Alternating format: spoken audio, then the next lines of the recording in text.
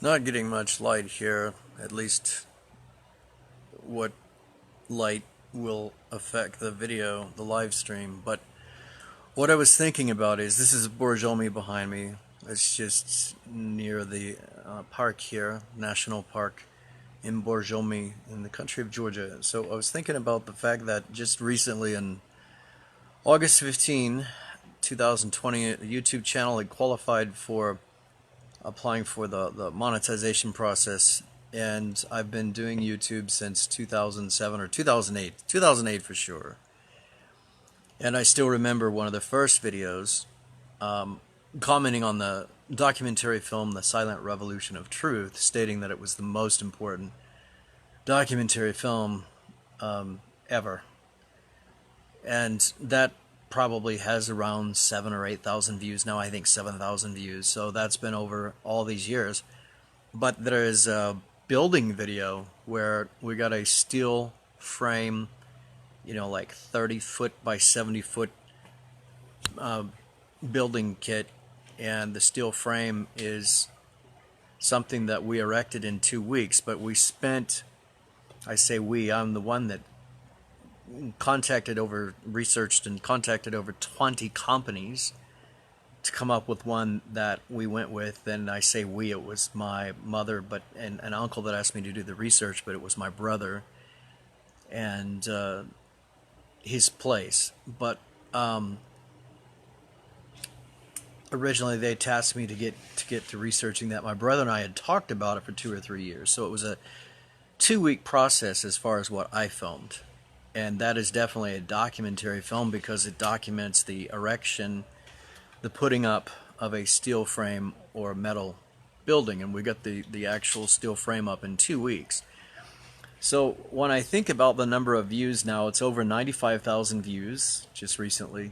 And it's going to be 4 years later from the time that I published that film on the building that we actually put up in 2 weeks back in October. Started in October of 2016, and the frame we got put up between mainly 2 of us, but up to 5 of us at a time in the 2 weeks that we were told that we could do that.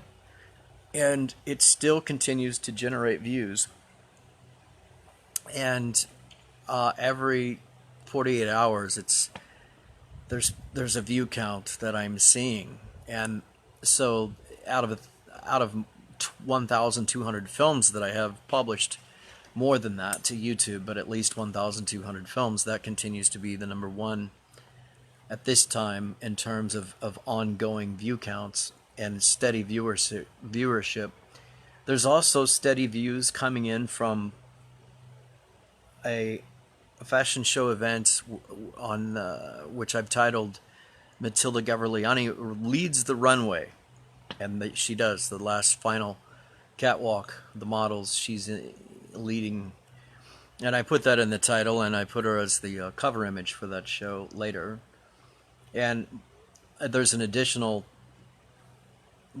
slideshow that I have on her that is photographs, but on Fashion Week. But these photographs span over a period of about a year and a half. But especially when I say 1 year, I would actually say 6 months apart, but I'd say about a year to a year and a half. But as an events filmmaker or someone that took the videography or the photography and put together a film or a slideshow film or an event film or a documentary film, this kind of thing, it becomes profoundly, deeply insightful as to how much work goes into all of that. Not just me. In terms of the building project's a bit different because I actually got the research. I actually helped build the building and filmed and photographed.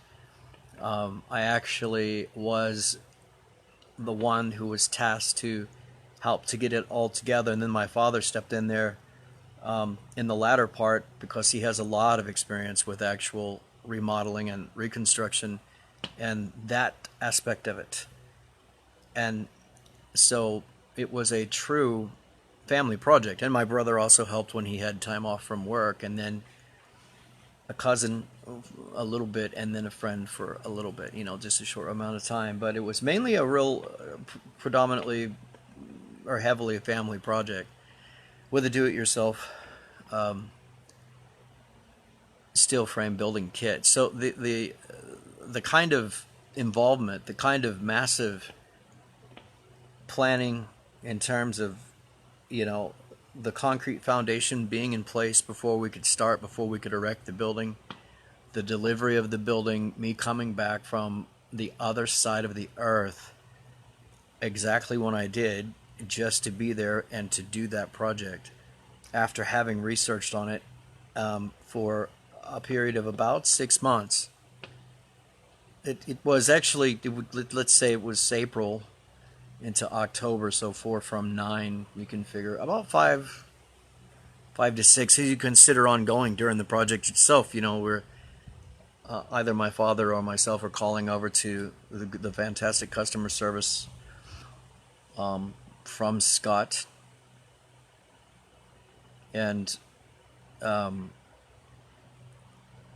checking other things out, going to the local stores, finding out like Fastenal had the right other bolts or things that we might have supplemented in, but everything pretty much that was needed was in the kit itself. I mean, there's always your own tools that you have to have, but there were a few nuts or bolts and things like that we had to get because maybe we had misplaced or lost, or maybe wanted to just go about it that way. But in general, everything was pretty fantastic. I mean, it was like the best in that. But the amount of, I mean, it's mind-boggling to think the amount of human ingenuity and contribution that makes that kind of film possible. From the the Sony HD Bloggy, the Sony camera, the American steel frame kit, the company that put that out, the American steel that is produced to make it, the customer support, the customer service, and then the actual physical labor that was involved. 2 weeks of 8 to 12 hours a day, putting up and fastening steel beams and the ties and all these things to tighten it up and to hold it into place after it was leveled out, to get it level, to get it to where it was going to stay that way for the next 50 years. So it's mind-boggling, but the same can be said for the Mercedes-Benz Fashion Week event films and the amount of shows and photographs and the designer's work and the makeup artist's work and the model's work on so many different shows over, let's say, that year and a half or maybe even 2-year period, but for sure a year and a half period. There's one show I saw Matilda in that I didn't even recognize. I'm not even sure. Probably I didn't even know who she was back then. That was Saya. And because she really was pointed out to me by the fellow photographers, some of the photographers there, in May of 2019. That's the first time I really heard a couple of different photographers talking about Matilda. And they were urging me to go backstage. I'd never been backstage before. And I got a photo of her and many other models then. And that was the first time I really began to hear and notice, although the actual very first time was on Laya, the fashion show, where there was a particular outfit and a particular look that she had to very much look like a woman that I had married, first time in life actually, first wife. And that fashion was just, I loved that particular style, white top and pink pants. That the style was very, very cool. So, but it's just, that's not what I wanted to reference, but it reminds me of these weeks, these let's say at least 6, not 6, but at least 3, maybe 4, maybe 5 different events over a year or 2 years, over 2 years. And in the case of Annie Kashtaria, this is 3.5 years of fashion weeks where I have had photos or film clips on Annie Kashtaria. And so there's one slideshow that's at least 3 years worth of photos that I have on, 2 different fashion weeks in a year. So that's, I'd say a minimum 12 different fashion weeks that here I take the collection of her on the runway from all these different designers, predominantly Georgian designers, but a few foreign designers such as Akai Alimi, I hope I said her name right, also the Spanish designer J.C. Polares, and maybe more. Mariam Managadse was in a show. She invited me to come and watch on a Monday night. I wouldn't have came if she had not invited me because I had a cold, and it's a pretty strong cold, but she invited me, so I came anyway.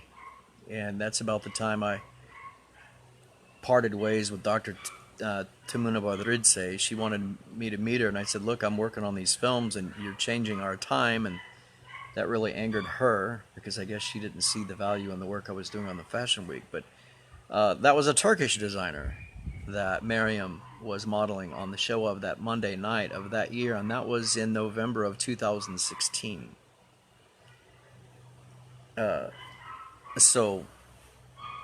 No, I'm sorry, it wasn't 2016, that was 2018, I think. 2017. I have to go back and look at these dates. There's so many, that these years that I've gone over these shows. There's not only the Mercedes-Benz Fashion Week, but Tbilisi Fashion Week too. So you have to keep that in mind, that I've got another playlist with a few dozen films from Tbilisi Fashion Weeks also. So when I go back and think, I'm not only thinking about Mercedes-Benz Fashion Week, I'm thinking about the others. But the whole point that I'm making here, and I should just get right to it, is that the profundity of all that's involved with that, the designers, the makeup artists, the choreographers, the stage, the people that are working with the models, that are working with the shows, that are working with the lighting, the camera people, the organizers, the administrators, the Mercedes-Benz Fashion Week itself, the directors, everybody, the security, everybody to make all that happen is quite phenomenal. But it is interesting to me, though, however, that at this time, the top films that I have that continue to bring in the most views on the short term, and also one in terms of the long term, is the building kit, the steel frame home erection that I filmed, with the family project that made that happen. So that's getting, ongoing views, and I expect that around Christmas this year, it'll be 4 years later, it will be 100,000 views. And then Matilda, the analytics show that with Matilda, they're searching her, and even though it might only be 10 to 15 to 20 per day that are finding the films that I have on her, either the slideshow or Nimson, for example, where I've put her on as the cover image and where I say she's in the title leads leads the runway, and she does. It's the knowledge that they're finding her predominantly, like 50% to 80%, sometimes 33% of the time, but sometimes 80% of the time through searching.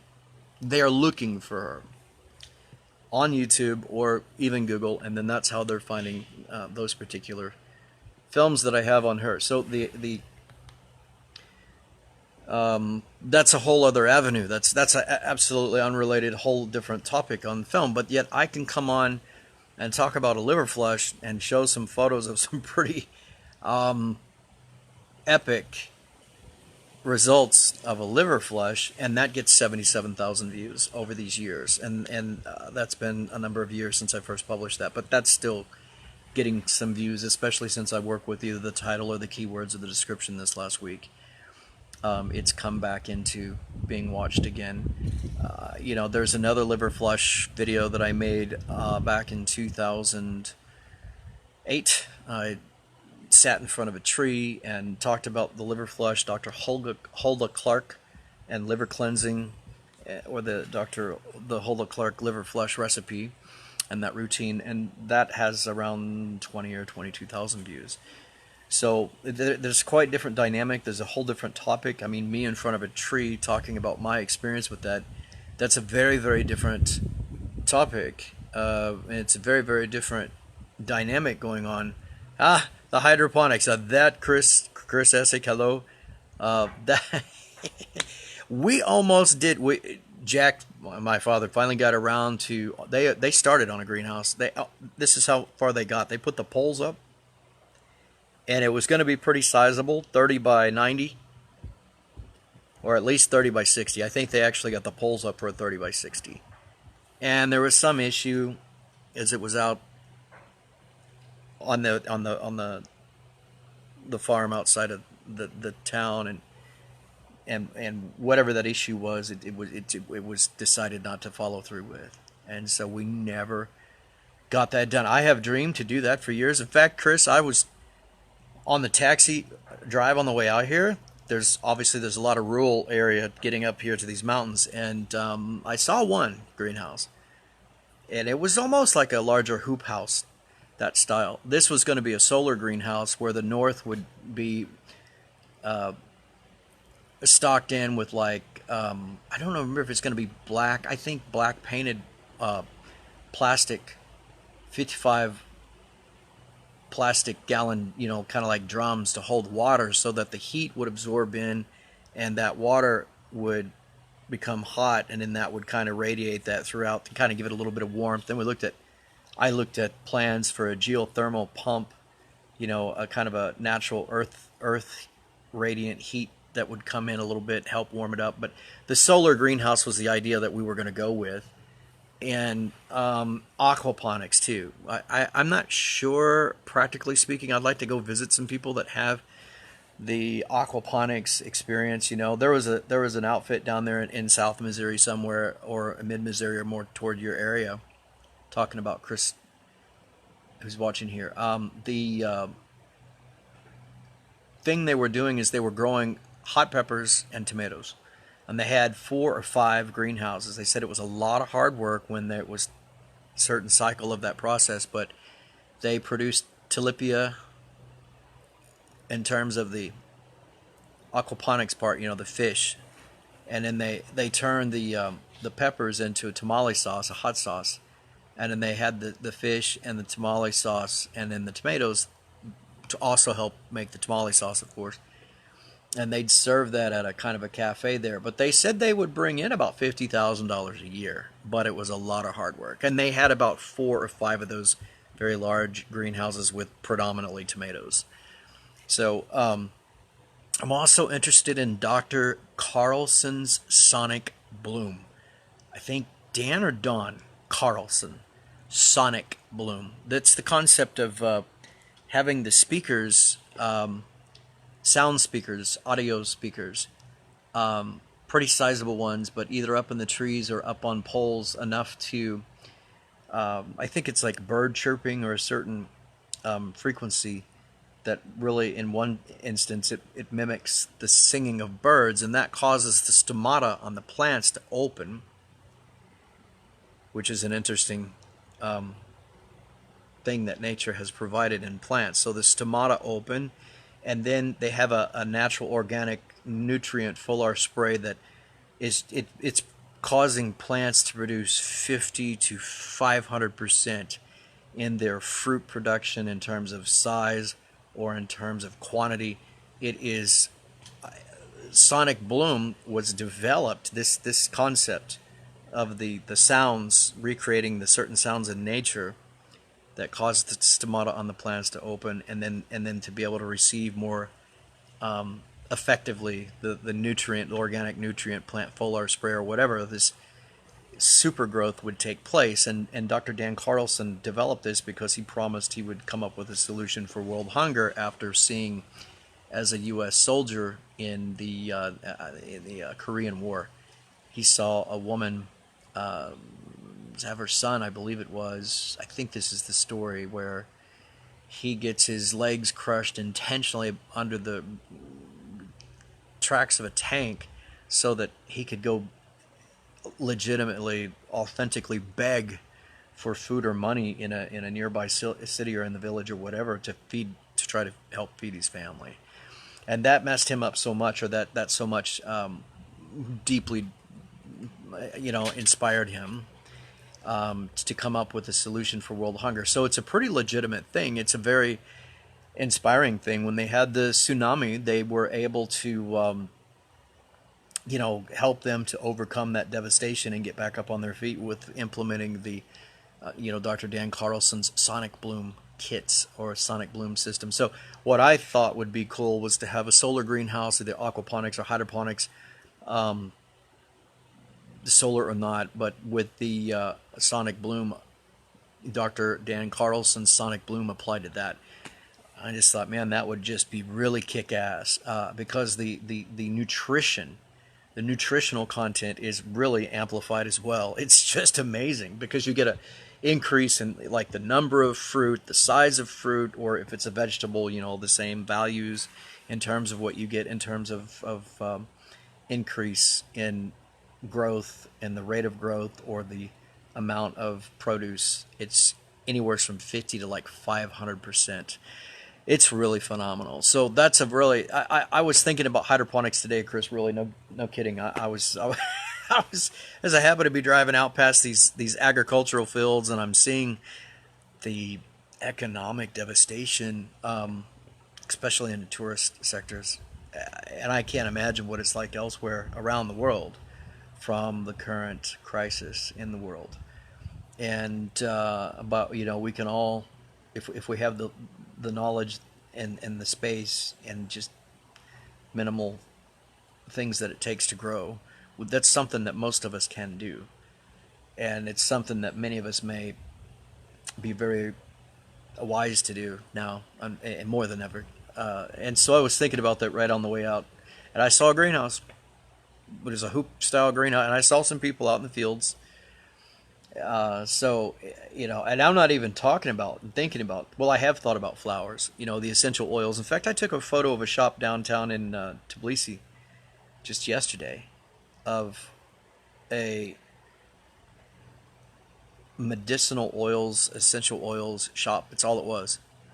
Herbology, like pharmacology with plant oils, essential oils, medicinal oils, that kind of stuff. So, I can imagine the kinds of things that can be done. Now, with wild oregano oil, the P73 in the wild picked Mediterranean grown, like I said, in the wild, I think the scientists have said that it's the only way you can get the effective antiviral, antibiotic P73 chemical found naturally in the plant is when it is found and picked in the wild in the Mediterranean. And again, I'm talking about the wild oregano oil or oregano oil with the P73, which typically looking at North American urban spice for that. And the antiviral things really got my attention about that. Now, it's something I took many years ago when I was more closer there to Clovers in Colombia, or just being able to pick up the phone or get on the internet and order it and getting it in the same week, a bottle of an essential oil and or any other natural health or herbal product for that matter. But since being overseas, I've kind of gotten delayed in that process. I kind of put that off. But wild oregano oil with the P73, like North American Urban Spice has, is at the top of my list of things to continue to pick, to go pick up when I get back. And I did in the last 2 years. I went and picked some up along with 2 or 3 other things down there. Clover's Natural Health and Food Store in Columbia, Missouri. But yeah, I'm looking now. When I look forward, there's kind of a wall of dirt in front of me, but when I had my back to that, then what you see behind me was what I'm looking at. So it's kind of hysterical, because when you talk about film work, I was talking about event films or documentary film work, and it's so much involved, but the variables are just astounding because there's so much involved in the films that I have on Matilda. There's so many people that make that possible, but yet I can go out with a nano and her family and create what I consider to be some really fantastic films. And I thought we had a really good energy in doing that together. The 3 times that we've done that so far, and I don't know if that's going to happen again or not. Maybe, maybe not. Who knows? But what I do know is that the dynamics are completely different. The dynamics are completely different when you don't have like your name branded and you've got like you've went to a fashion show in Milan and you've got a company that you've been on the runway with that is worth 1.5 billion, things like that. So it's quite a whole different dynamic to even try to think to look at why one film or one model, one slideshow might be quite different than another. But they're in the analytics to some extent. The analytics make it very clear. With Matilda, they're searching her. However, for a Nano to have pulled the amount of views that she's pulled on my channel, coming in average 5th or 6th place of the films that I've made all these years, is that's not bad at all. And in terms of being able to come up with that, and I know she's super talented with being able to pose and as a model, I think, and of course she's very beautiful and got a great energy. But there's other things that I can just make a film about, in Belize, talking with your friend, getting on a metro and showing kind of a short tour, so to speak, of that particular street. Hell, it used to get thousands of views every month. It would show several thousand views in the end. And a lot of them were coming from Russia. At one point, they were coming from Russia. So in terms of trying to determine, like, why one film gets all these views and another one doesn't, there's so many different variable factors, and every little film clip, shorter or longer, or bigger or smaller, can be so different. Whether they're coming in as suggested video, whether they're coming in somebody searching for them, whether they're finding them through Google, they're searching them on Google or YouTube, which is actually owned by Google now, or whether it's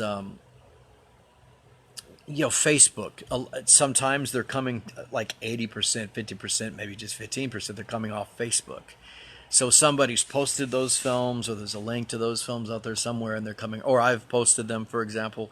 When I'll focus on a film or a model that I have a slideshow on or something, that it will generally pick up some views. And again, whether it's 10 or 15 in a day, or this latest little slideshow, it's only about 40 some seconds, on Annie Kostaria is up to like 430 some views. And I had created a page just devoted to her on Facebook, kind of like a fan page. And they had a very quick, easy slideshow offer. Like they offered like 8 different audio soundtracks, and they offered just put whatever photos in there, and they'd make a quick slideshow. So I just took it and downloaded it because it's my photography. It might be their their program, let's say their software app on that Facebook page, but that with my photography on Annie, just kind of like clipped down to 45 seconds with just a handful of photos on her that I have. That's gotten over 435 views or something like that since the 11th, and today's the 21st. So in less than 10 days. So I mean, for me, that's kind of phenomenal. But I'm looking at it in a different way now. Before August 15, I mean, they contacted me and said, you're going to qualify to be able to apply for monetization. And so then I start looking at this, money. And can it really be money, or is it just going to be nothing? Is it just going to be... So I started to study the whole monetization. I started to study analytics again. I mean, on each video specifically, and in general about video analytics. Because I'd studied it back in 2015, but I never did much with it because I wasn't even aware of the monetization on YouTube back then, and I wasn't expecting it. I thought, well, if they're going to do something, they would have already done it. And somehow August 15 rolled around, and they're like, you're getting close to qualifying to apply for monetization, so we're already starting this process. And so I've got everything in now, and I think, I don't know what the next step is. I'm planning on taking these days to get that all understood in exact detail. I just got the PIN number in there for a verification of one of the steps in there, and I think all the steps are finished. So I might be just waiting on the final answer, or waiting on actually going in and seeing what information I can get from the Google AdSense program that has a different set of data, or a deeper set of data on the ads, and how all that works, maybe more specifically. However, some of the videos I've got, because I have been a YouTuber for so long, they are simply not giving that data. It's too old. If there's videos that are more than 3 years old, sometimes they won't, unless I'm misreading that. There's just some videos that aren't going to have the data. So that there's data, like I want to know, like, so some views or some revenue, ad revenue kicked through. Okay, so where did it come from and when? Like, well, when one little amount came, there was no video there published. So I'm like, so there's a few details I still don't understand, and it's going to take me some time to sit down and really focus and study on that, and that's why I'm here. That's a second reason. There's other reasons why I'm here, but this is a big one. But that's not something I'm going to focus on a lot, because I'm just taking a break here in the mountains. This is a beautiful area of Georgia. My friends brought me here in 2010. One of them has a summer house here, and I actually had then taken a room just down the hill here, right next to the park entrance.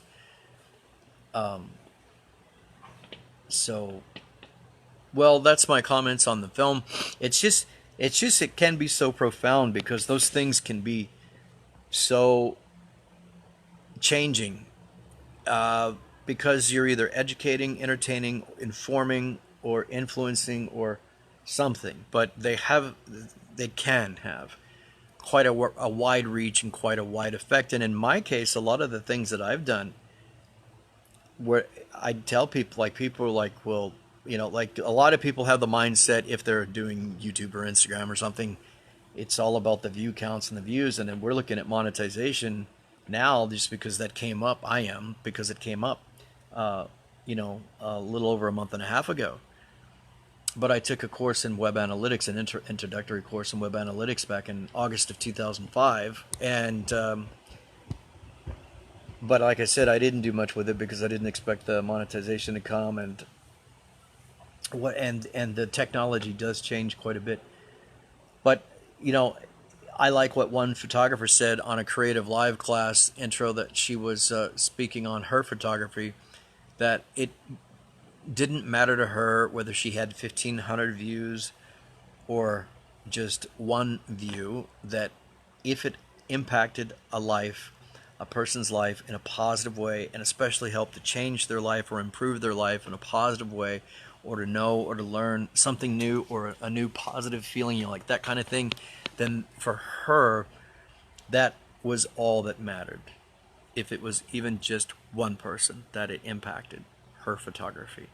And I know that that's the situation, and I've told people before, they're like, well, you're not doing this or that or whatever. It's like, well, I have a whole different intention with what I'm doing, and it can be from time to time and from day to day. It depends on what it is. Like when I made the slideshows, that's not a typical way of a photographer going about. The typical fashion photography would be to take about 150 to 300 photos, pick out 20 or 30 of the best, put them in an album or an exhibit, and that's it. Put them in a portfolio, that's it. 20 or 30 out of, let's say, 150 to maybe 300 photos taken on a photo session, or in my case, it was on events, for example. That's not what I was after. What I was after is to make the slideshows, the films. And now we find from some search engine optimization experts that, especially when you talk about YouTube monetization, where you've got not only view counts that matter, but the amount of watch hours that matter too, then you want some lengthier content. I used to tell people, hey, you only want a 45-second to minute film, because the Western attention span, chances of them watching more than a first 45 seconds to a minute of a film are very, very, that's about all they're going to get on average. But now they're saying on that YouTube, at least some, that you want your films to be at least 10 minutes because of the watch time. Now that's because if you're a YouTuber and you're it's either monetization that you're after, or you're, for ad revenue, or you're after, you know, the actual ranking itself, the search engine optimization,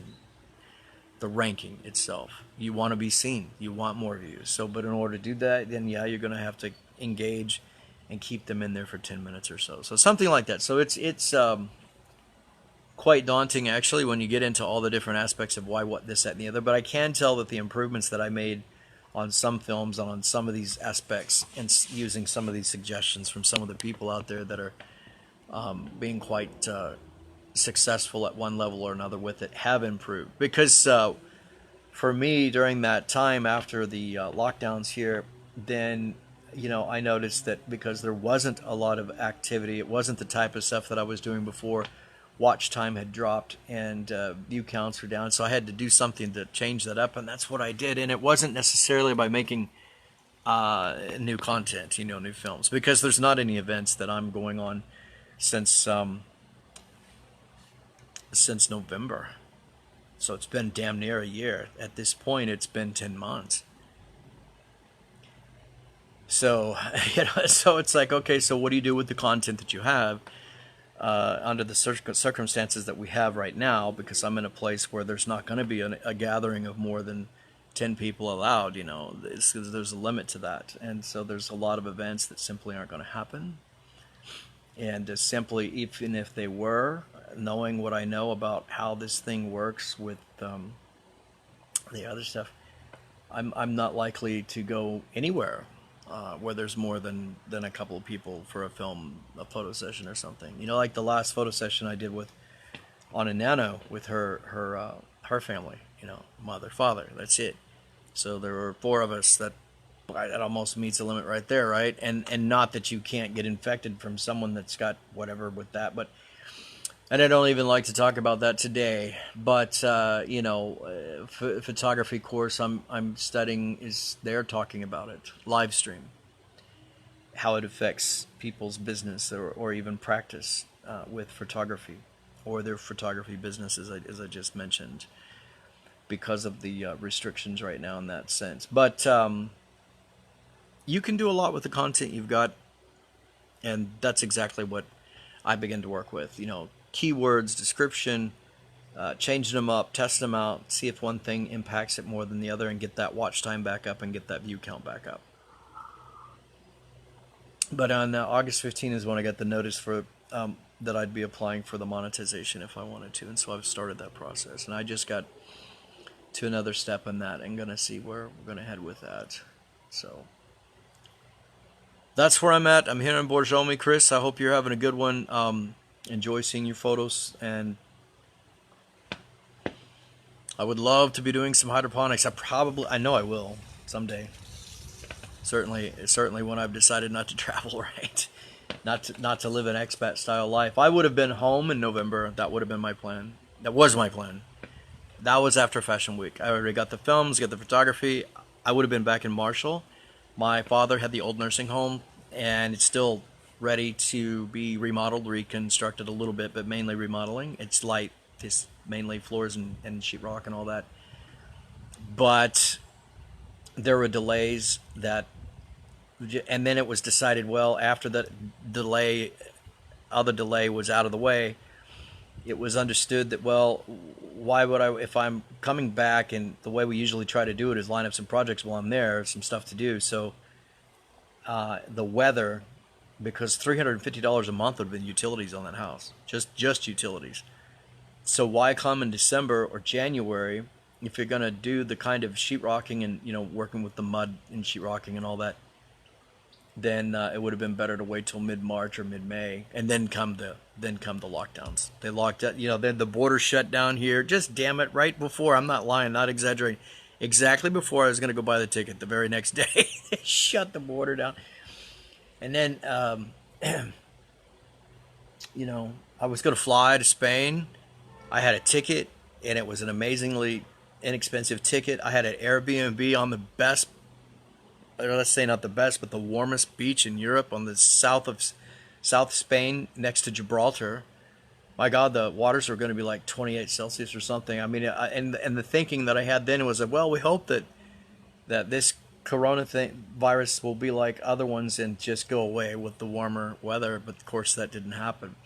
But that was the thinking. And the other part of my thinking is that, well, I'll just be there on a Spanish beach with a Corona beer, which is actually Mexican, but the whole irony of it, the whole ambiguity of it was just killing me. So I think, well, if I've got to die anyway, I'm going to die on a beach, God damn it. Now, I'm joking a little bit. I was being sarcastic. But I thought, that's the warmest beach in Europe, and it's halfway home.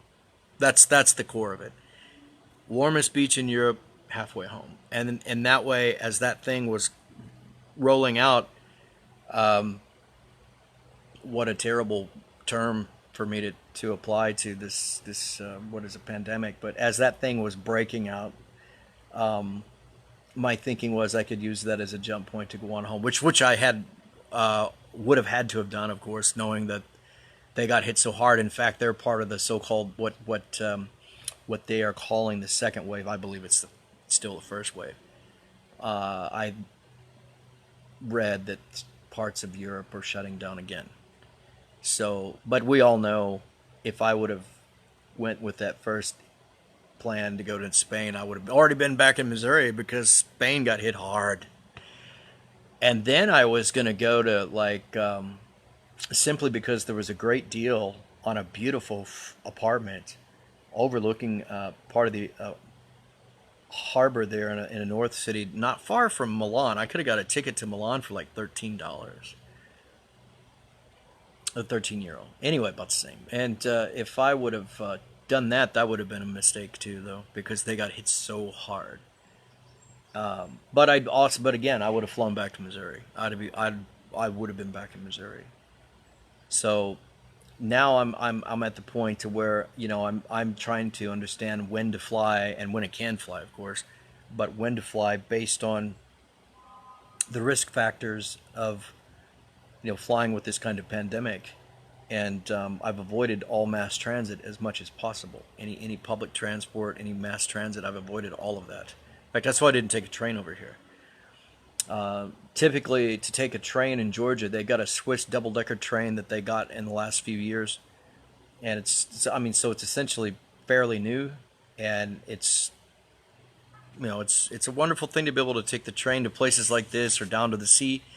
But the sea here had a pretty high rate of this stuff recently, they said, and beaches and things like that are not going to be the place to be when there's so many people, when they're not practicing social distancing and all that, wherever that is in the world. Well, I'm going to stop with this.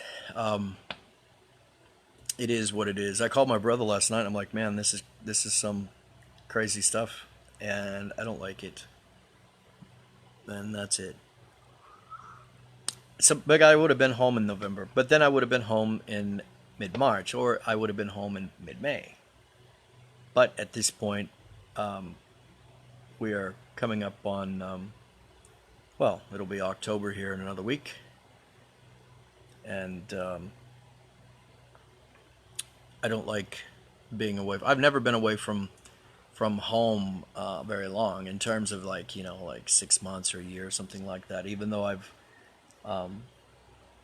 been in 5 different countries on the longer term, and this one the most. This is Georgia, but there was the time I was in Ukraine, the time I was in Panama, the time I was in Russia. I wasn't in Russia that long. 3 months was the longest period of time. Panama 13 months, Kiev 13 months, off and on, not just all the time, but I'd fly there and fly back home. Panama especially, because Panama was a straight shot and it wasn't that as far.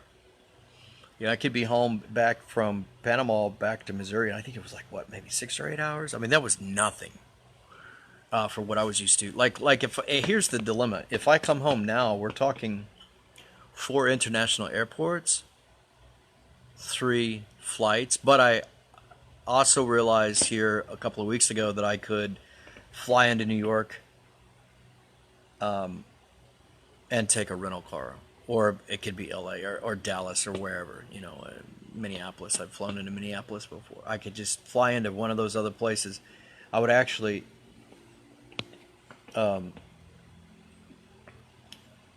want to take a rental car when I got into the United States. The fact that it's was listed or is listed as one of the higher rates of that, one of the countries on the high side of things with that stuff. So I'd just take a rental car to reduce the risk. But that's my dilemma. It's because I take it rather seriously, as many others do, and many other countries are.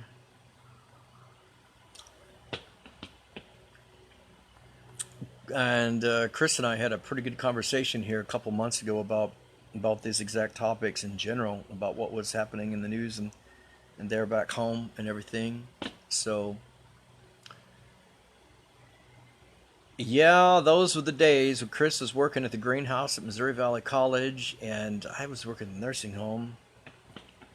And those were the days. Everything was quite different back then.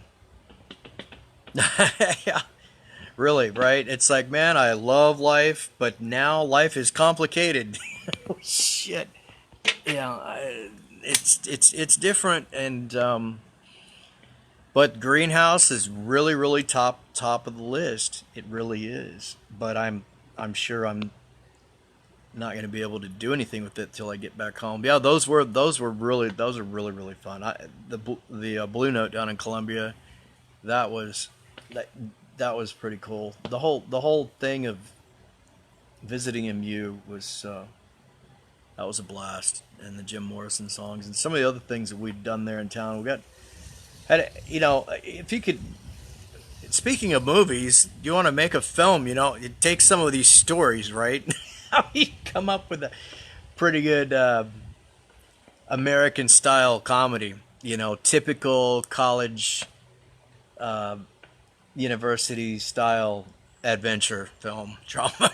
Maybe throw in some drama, but a lot of humor and a lot of action. Actually, that was a lot of fun. But no kidding, that would make a good film, Chris. Some of the stuff that we that we saw or that we did, that would make a hell of a movie. Actually, I'm not saying I'm going to do that. Okay, yeah, I'm thinking, wait a second, but Chris may not want to be known for some of that stuff. We have to hide his name now that I've talked about on a live stream. Like this is not about Chris. Right? It's like me. I don't want to. I was like, this is a fiction film based on, absolute fiction. Yeah. Remember that one, right? It said, yeah. Well, one time me and Chris went and had this story. No. Like, put the disclaimer on there. This is based on fiction.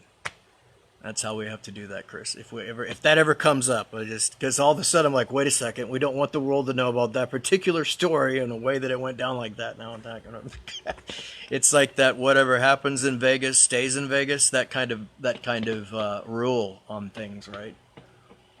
And now this is typical though. They've got those kind of disclaimers for those kind of things already out there. Like, what is it? Something like, this story doesn't depict any real life, blah blah blah. It's a typical disclaimer on a film. But no, we had a lot of fun. I had a lot of fun in Marshall in general over the years. Even in high school when I worked at Worlds of Fun, Oceans of Fun, and Kansas City. But right there in Marshall, we had a lot of fun too. Quite a different type of scenario, though. The way that and University Town, of course. University Town's absolutely different than, let's say, life in Kansas City, for example, or even there in Marshall was quite a bit different. But getting away to Columbia or CMSU, that was always a blast. That was very, very cool. Yeah, all fiction. Yeah, this is bullshit. I'm gonna put that in the film title, right? These are our college days. They are university days. This is all bullshit. Enjoy. No, man, that was. I'm getting some tea here. I've got 2 cups. I've finished with one. We had, I still value what the attending Valley when I attended. I've talked about that before. That was life changing. That was a very big step in growth for me when I had Dr. Tim Nelson. I can't find his obituary. I don't know if I'm searching wrong. And Chris, I don't know if you ever knew Dr. Tim Nelson or had Dr. Tim Nelson. Maybe you did. I don't know, but he had a little bit of a unique story in life. But he was a world religion and philosophy teacher out there. And that course, that changed my whole. That began the step in changing my whole life, really, because philosophy and the world religion thing was second to that. I would say really getting a look at what other huge sectors of populations on Earth believe. Like what their religion is. What and realizing that some of it's. You do remember him, yes, and I can't find his obituary, and I'm wondering, like, did I spell something wrong? Did I just not look in the right way, in the right place? Because I'm pretty adept at searching, but I couldn't find him. And he told me that, or he told us, the class, that he lived, and maybe you know this story.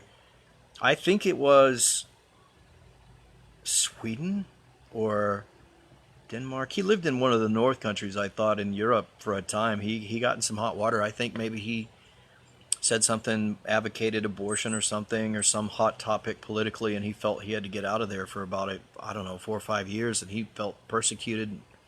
He finally had come back over and taught, and I think he was associated with the Rock Methodist Church up there, the old church off the square, but I'm not sure. In any case, I can't find his obituary, and I wanted to find it because he, along with a handful of other teachers, has been very instrumental in impacting my life, especially my thinking. I mean, I couldn't imagine. It's scary for me to think who I would be today versus who I would have been without taking Dr. Tim Nelson's class. And I came across a book later by Dr. Leo Buscaglia. Buscaglia, I hope I said his name right. He's an Italian American, and he's a real Italian family, but Italian American professor. The first class on love at University of California, Love 101.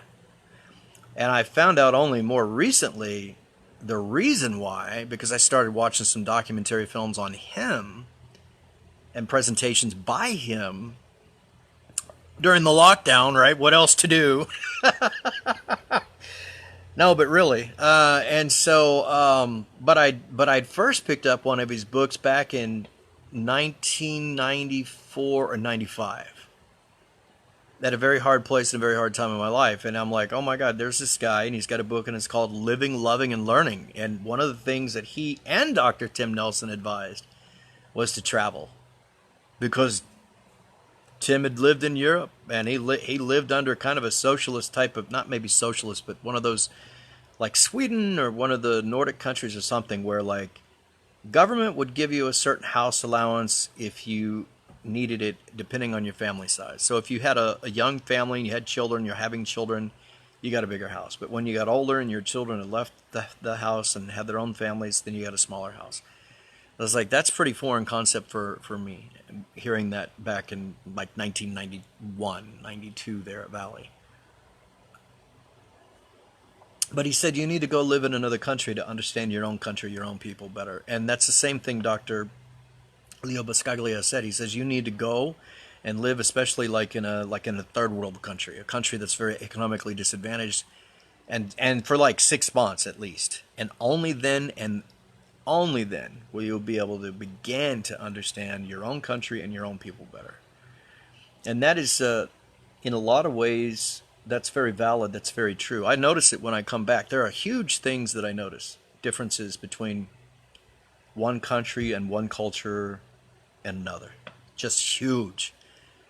Everything from religion to like the concept of, in America, like when you need something, okay, I got to buy this to fix this. I got to buy this to start to do that. What do I need to buy? It's like, what do I need to purchase? And it's like, look, you can make this purchase, but that's not really going to solve this issue if you're not going to do this, this, and this. I mean, it's just something I notice. We're much more brainwashed in the West to buy something, to go after a project or a process, or to do something. What do we need to buy? What do we need to purchase? And I'm not anti-capitalist at all. Not at all. Not even a little bit. I love the capitalist system. I think it's basically save the world. And then there's the extreme side of it that's probably could destroy the world. But I know the difference between capitalist system and some of those, at least a handful that are not, or that have not been at the majority of their existence, and it's quite tragic not to be in a capitalistic system, I would think. But they've got their own unique advantages and disadvantages. But I'm firmly pro-capitalist. That said, I just notice these differences when I come in, for better or for worse, because at least there are things we can buy to really fix some problems and to really have some solutions, whereas in other countries that are not developed or not capitalist or haven't been, there's no thing in the world you can buy there. It's got to come from the guys that are capitalists, right? The countries that are capitalist, they're more inventive, they're more creative, they're more productive, they've provided the products and services that have changed the world. This is what you're watching right now, right? This is all capitalism right here, baby, right? I'm not talking to you, Chris. I'm talking to everybody in general. But where would we be with the internet? Where would we be with live stream, Facebook? It's just all capitalist. This is all the result of increased productivity, innovation, and creativity, which the point of communism being the antithesis to that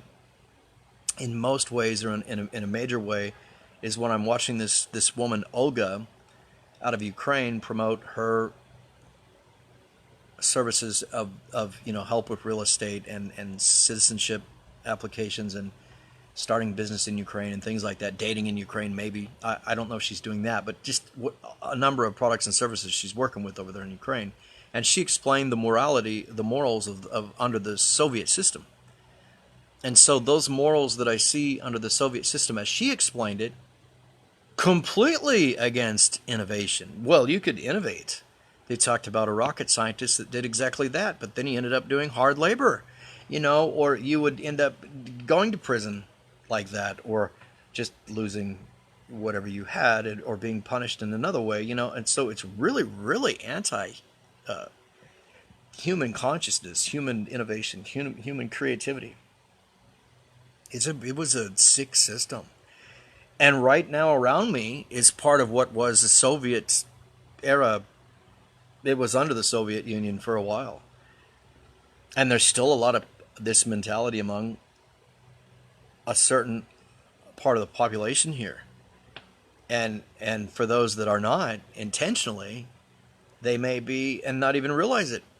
Because this is where they grew up. This is where, and I wonder, like I did some energy exercise with Jeffrey Allen on Mind Valley, his presentation. And it's basically the beginning of that. It's a relaxation exercise. And you're kind of going over your emotions, your energy, like if it's fear or if it's something blocking you, that kind of thing. And then you try to identify where it may be connected in the body. And then you're sending light there. This is kind of one of Jeffrey Allen's techniques as presented on Mind Valley, or his own videos on that. And so I realized that after I got a couple of places that were not blocked, right, with using his technique, my block was smile.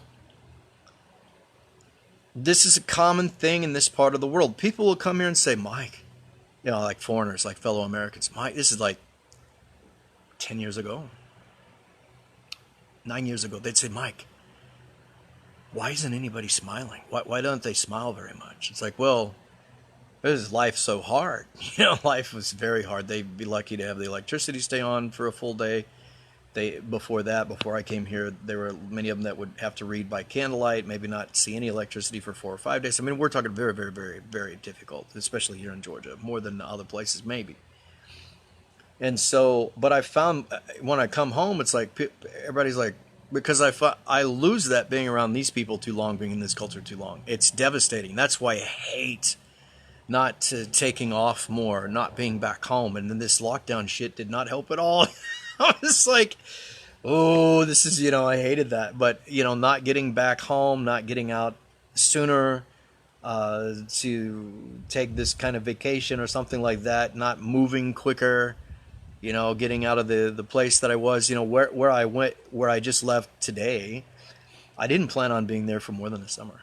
But all these different things happen. It's like and I could go at any time, but I usually like to have a plan and a strategy when I will go somewhere, make a move.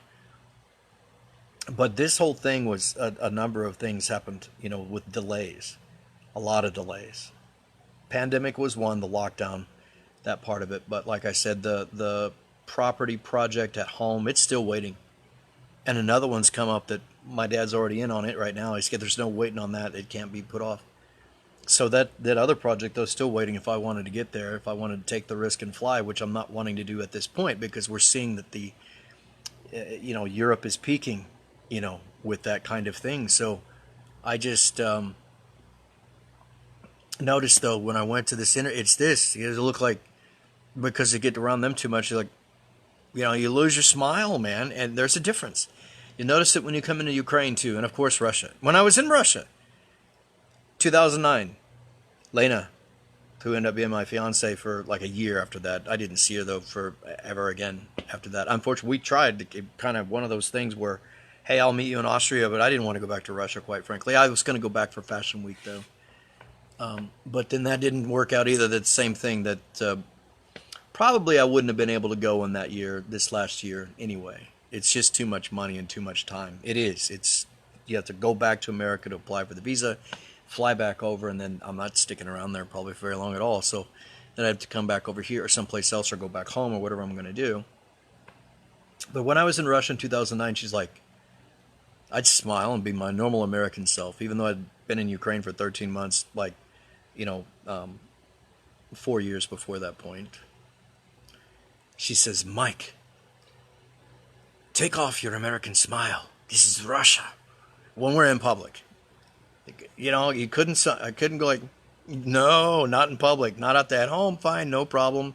But not in public. She said, Mike, take off your American smile. It's just like so I come back home, right? And I'm like with friends at my brother's visiting and stuff, and I'm looking at one of my brother's friends, and he says to me, Mike, you're looking at me like you're gonna kill me. And I'm like, well, I don't feel that way. I'm not trying to, like being in this part of the world too long. That's what it is. That's why it was important for me to get the hell out of here and go back home.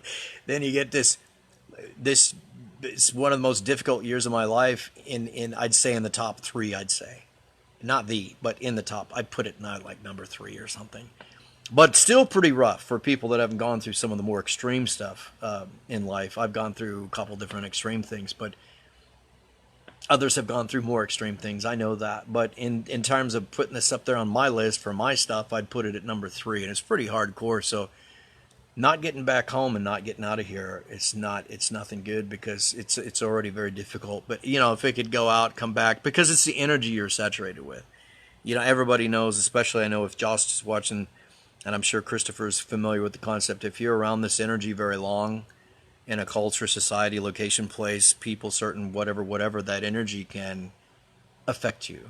And even though you can be like the sunshine, the clouds come, the trees grow, things get in the way. And it's always good to get, back into that more healthy energy, non-toxic, that non-afflicted, that less religious. And I mean in the sense of pretty toxic, pretty hardcore religious.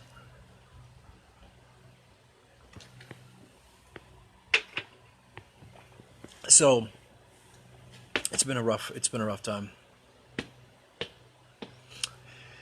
And I'm sure I'm singing to the choir here, right? It's like there's so many people out there that are having it rough one way or another.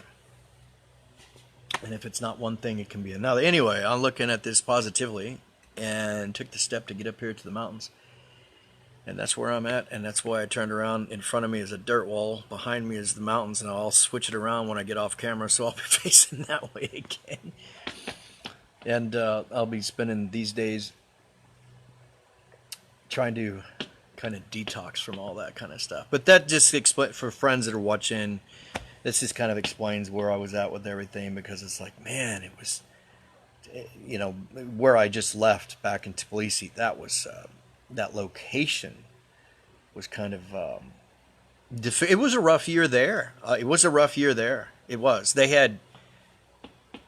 I don't even want to go over all of it, but they've had some incredible street clashes there. I'm going to leave it at that. I'm going to keep it minimal. I'm not going to get into all that. I didn't come up here to talk about all that, but um, I just say that it's talking about movies. I started out with films and movies and just YouTube documentary films or event films. But if somebody were to go back and make a movie about this last year in Tbilisi and some of the more extreme things that have happened over there, and that have affected the moods and the minds and the feelings of the people, it would be a pretty big shit show movie. In fact, I think they would call that shit show, or maybe worse, probably worse. Anyway, I'm going to stop with all that. I didn't come here to talk about that for real, and I'm not going to. But my point is this, and I'll talk about me. Well, I don't like being in away from a place where you can go and recharge. And for me, home is home, and it's always good. And you know, you miss family and all that stuff like that. And then there's some very strong positive things about touching base with, spending time with, visiting with family, and all that stuff. And then being away this kind of time and with these kind of things and this kind of shit show that's happened in the world. There, we'll just put it out on the global stage. We don't just blame it on one location. How about that? No, I'm half joking, but the other half I'm not. Anyway, it's always good for everybody to recharge. So, hey, friends, if you get anything from this, not that anybody watching here that I can see, there's other people that'll be maybe watching. Let us be reminded to recharge and reconnect and to distance from what's toxic. And maybe it's a location, maybe it's a one thing or another, but those are important things, I think. Very, very important things. So that's why I got away. I got up here. And the two friends that are watching here right now, I know just from Facebook and talking to one that you guys have gotten some good getaway time in this last year, or this last year and a half. I think, yeah, it was a year ago I was down at the sea. It was in August last year I was down at the sea. First time I was down at the sea for more than one day consecutively, ever. In Panama, we kind of made a little agreement with each other, Yuli and I. If we worked hard enough, made enough sales on eBay, or got enough ad work done, or whatever, research or whatever we were doing, listings, we could. She got to where she'd take photographs of stuff and list it like clothing. Even she'd list and sell and make extra money that way. And then I would be usually selling books and CDs and DVDs and things like that on eBay, mainly books, but if we did our stuff and we'd reward ourselves by going down to the ocean the last 6 months I were there. But even that, we'd only go down and come back. We would not stay overnight. We would never stay overnight. And we might go 2 days in a row. Typically it was like one day and then maybe the next week, or maybe 2-3 days in a week maximum. Yeah, because it was quite a drive down there. We'd take a bus down there, tour style bus, and we'd get down there about 3 or 4 hours to the beach that we liked, which was at Costa. There was one day about 11 surfers out there. They were holding their surfboards. They were watching for the tide to be right and the waves to come in that would give them a good go at the surfing. And there were about 11 surfers that day, so it was a pretty cool beach. There was another one nearby that was all black sand, like volcanic, and pretty steep. And I'll never forget this one wave. There's some pretty big waves on that one, and that one, Yulia got taken pretty hard by one of them. She thought she almost drowned or something. I remember her sitting there for about 3 or 4 hours. She got shook up by that one. That was a mean beach. That had a incline like this, and the waves were just... And she was a Black Sea beach girl. She grew up going to Odessa, Ukraine, and being on the beach like there, or maybe it was Yalta or Crimea, maybe Yalta, but Odessa, I think. and and that's another thing. She wasn't used to the crime, the criminal areas. Like Panama being a western city, there was a part that a police officer warned us about not to go into, or we ended up getting robbed within about 20 minutes. She didn't have that concept. The concept that in Kiev there was no bad area like that in Kiev. There wasn't. There was some old guys that drank too much that lived under a bridge that might clobber each other now and then, and maybe one of them would end up dead or something. But I mean, outside of that, there was no, like, you don't go down to this certain avenue and this avenue or you're going to get a cap in your ass. There was none of that kind of thing going on in Kiev. It's not going to, I mean, you didn't have a plate like in Kiev. We didn't say, well, you can't go to that neighborhood or you're going to end up being mugged. It just didn't happen like that. Very different in this part of the world versus in the West. In the West, we know you're going to come to a big city, you better know where to go. Actually, not, you better know where not to go, right? We all know this, right? So, but she didn't know that, and I forgot she didn't know that. But she didn't, I didn't even think about it either. She was taking us straight right through some part of town that this guy pulled over. He's like, you guys got to get out of here, or you're going to end up getting robbed. You don't go in this part of the town. They're like, well, I didn't know that. And actually, the whole south part of the country was like that on the way down to Brazil at that time, actually, or Colombia, because we were going to take a motorcycle and go through all the way down to Uruguay and Montevideo, I believe. And we'd actually went to the motorcycle shop. We looked at a motorcycle that we could get on together and go all the way down to Uruguay. And she lost her passport on the beach, and it was sincere. It was no bullshit. She flipped out over that. She freaked out over that. I've never seen anybody flipped out over like that before, because she had no documents while we were in Panama for about a 3 or 4 month period. I got her a World Service Authority passport. I've told this story before in other videos, but it kind of demonstrates the difference in mentality and culture. Like if we lose a document, we can go right into our embassy nowadays, and that changed since that time. But we can go in and get our document replaced within a week. Our embassies are very efficient with that. The U.S. Embassy. That changed in the last several years. Very efficient system. But for her, she couldn't even get the Ukrainian embassy to respond except to argue with them on the phone. Of course, she was very argumentative sometimes.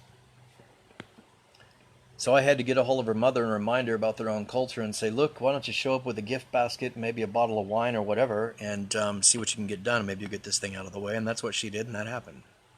It's like, you don't forget how you have to get things done in Kiev. It's like, yeah, so that's how she got that. But in the interim, we got the World Service Authority passport, which some don't think is legitimate, but it worked for her in Panama until she could get her Ukrainian passport. And anyway, that delay caused us not to be able to get down to Uruguay, because by the time that all of that was worked out with getting her passport, it was nearing the time for us to get back onto the United States. In fact, I spent 2.5 months in the United States while she was there in Panama. Her mother had come down. I was leaving back to the United States, and her mother came down for about at least a couple of weeks and stayed there with her in Panama.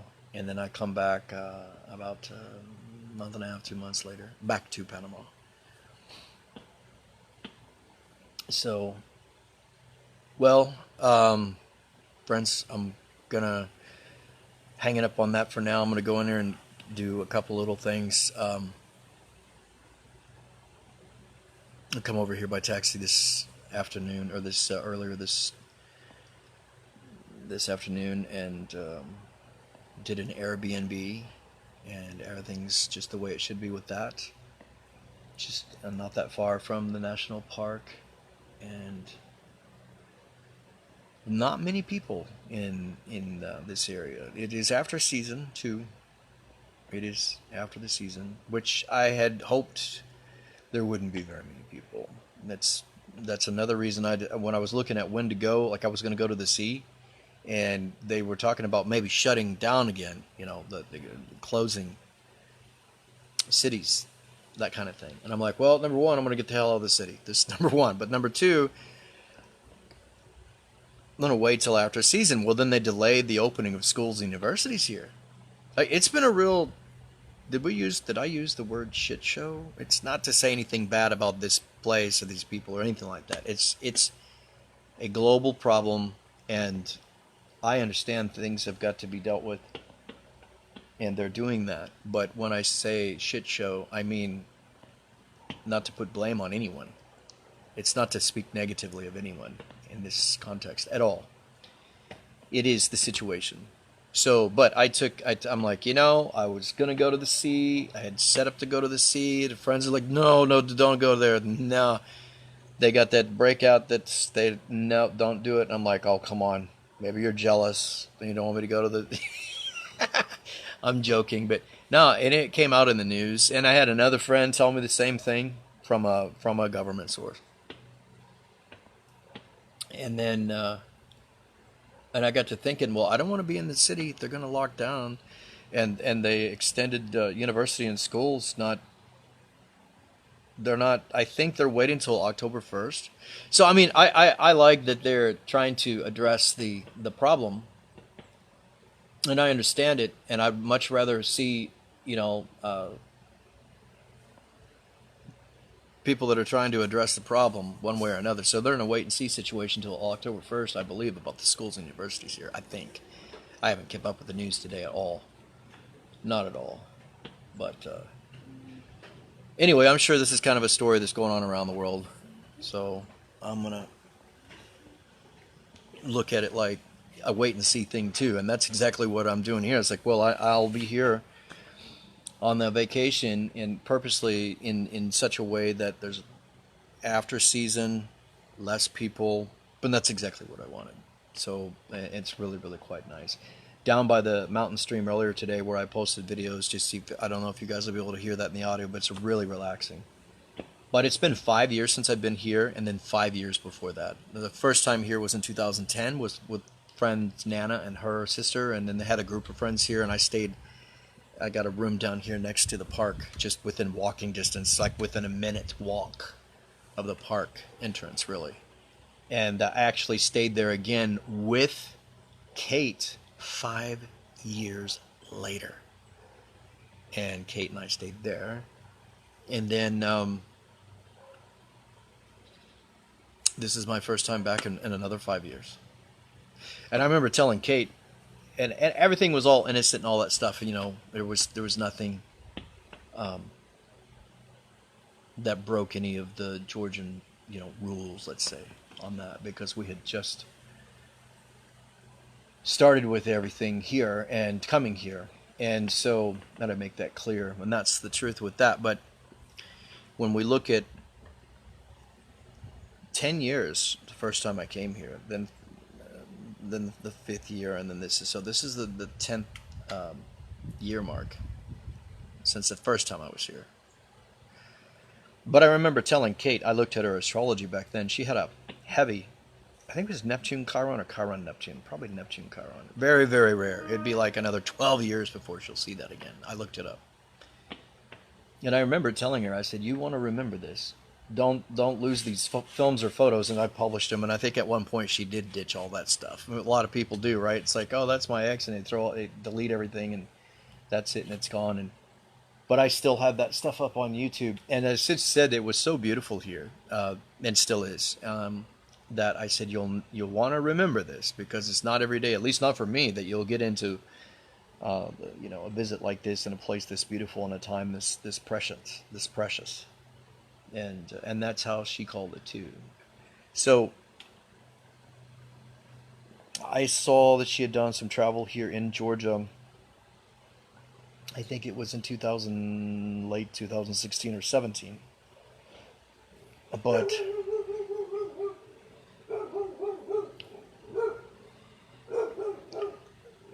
that's why also I love those little films and such, because they've got the option now to where you can go in and right click twice, especially if it's your Firefox browser. I don't know if it works with every browser, but if you're looking at a YouTube video, especially your own, I assume it will work with others' videos, anybody's videos on YouTube, but at least mine. You right click twice twice on the frame or where you've stopped the film, the video on YouTube, and it should give the option to go to the very bottom of the drop-down menu and hit snapshot, and you should be able to save that image from the film. Snapshot. And I've been doing that lately because there was a lot of photos that I lost because I've corrected my mistake now. Now I have an external storage drive. Just recently, just when I got this new laptop here about 2 weeks ago, I got a external storage, 2 terabyte external drive with it for storage. But before that, like when my laptop died, I mean, it was beyond fixable really, but it would, in this location situation, wouldn't be able to fix it. So, and that was just right before Fashion Week in November of 2019. It just, the screen cracked and all that stuff. And I'm like, damn. And so that was my mistake that I didn't use an external hard drive then. But because of the new feature on YouTube, and because I have so many slideshow films, like at Borjomi, like with Kate, for example, or on fashion shows, for example, and I can go in and I can snapshot this or that. And it's a really cool feature, so I don't know if anybody has that interest, But if you see something on YouTube, you're watching a film or a video or a movie or whatever, I know that at least with my stuff, I can, and with some other people's stuff, but at least with my stuff, 100%, I can go in, at least on Firefox. Maybe it'll do it on other browsers, but I can go in, I can right-click, and it'll do one drop-down menu, but you have to do it twice. You have to click again, and then comes down a second drop-down menu. And at the very bottom, snapshot. Take it. And you guys might already know this, but you can do some of that in the day stories on Facebook too, where you see somebody's got a little film where they've got like a picture that is of them doing something. I don't know if it's an actual video or the film, but there is some movement where you can snapshot that too. It's a little bit different technique and a little bit different process, but you can actually capture an image from the day story on Facebook by, I think it's right click, and then you have to like click like whether you're going to take like where the visible portion is, and then you've got the ability to crop that and take that image from photo for sure, but I think maybe video. I'm not sure about that one. So those are things to know about. That's helpful for when you lose all your stuff. If you've got like me, where you've got like dozens and dozens of slideshows, and your photos are gone somewhere, one way or another, because you didn't save them in the right place and that kind of thing, you can go in and snapshot it. Don't know if anybody wants to know that, needs to know that. They may already know that, but anyway, that's a kind of a cool little thing.